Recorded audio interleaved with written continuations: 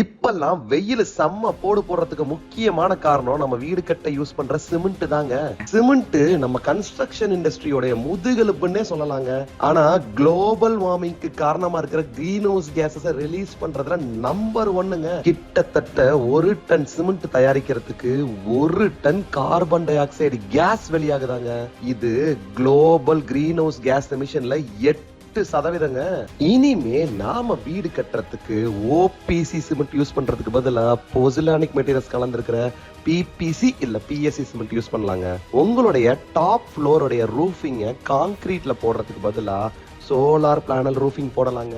இதுல government subsidy மூலியமா கொஞ்சம் கன்ஸ்ட்ரக்ஷன் காஸ்டையும் குறைக்கலாம். இல்ல நான் கண்டிப்பா ரூஃபுக்கு கான்கிரீட் தான் போடுவேன்னு சொன்னீங்கன்னா சிமெண்ட் ரொம்ப கம்மியா யூஸ் பண்ற high volume fly ash concrete போடுங்க. இது மட்டும் இல்லைங்க, இன்னும் நிறைய சொல்யூஷன்ஸ் இருக்கு. அதை பத்தி எல்லாம் நான் உங்கள் பொறியாளன் கார்த்திக் அடுத்தடுத்த வீடியோஸ்ல பேசுறேன். அது வரைக்கும் பை பை.